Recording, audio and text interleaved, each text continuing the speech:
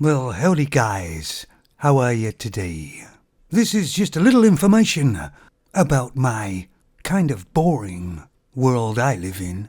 I mean, it didn't used to be like that, but just lately it's a bit, well, bland. Now here's my car. Well, it's not my car, it's exactly like my car, in slightly better shape. My hood on my car is red, of course, and it's gone a bit flat. I've cut it back with T-cut, done loads of things, but nothing stops it. They can never get the red right, especially in England, with all the salt air. But today I had to take it in for an MOT. That's a safety check, to you other guys who don't know what an MOT is. Now, when I was in Canada, I used to have a safety check. I think it was every 3 years, which is about right. But in the UK, you have to have an MOT every year. That's a bit over the top. But what it does, it's a false economy, isn't it? And it keeps loads of people in work.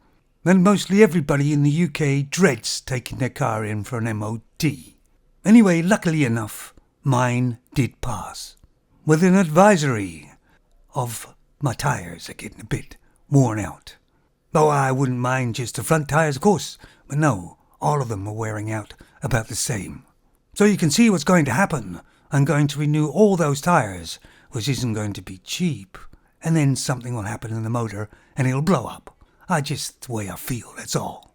It's called, I think, Sod's Law. And it kind of follows me around. But I just want to tell you some of the experience I had when I took my car in for the MOT. I dropped my car off as usual, give them the keys, and thought I'd walk down to the cafe and have something to eat while I'm waiting for my car to be, well, I don't know, screwed over. I hadn't been into this cafe for a very long time, and it changed owners, I guess, and now it was 2 older ladies who were running it. And they were yapping on and everything, and I was trying to order what I wanted, and it seemed all convoluted. Then they had to come to where I was sitting and make sure what I ordered, because they'd forgot or something. And I thought to myself, why is this so difficult? I've gone to the cafe to get something to eat. And then I realised it was because 2 femons were involved. Then just before that, before I was taking my car down to the MOT place, I had to follow this other car that was acting very erratic. It was accelerating and then slowing right down, and then almost stopping and then going again. So I backed off and gave it plenty of room. Then it came to a stop sign and just sat there. You can either go left or right. You can't go straight ahead.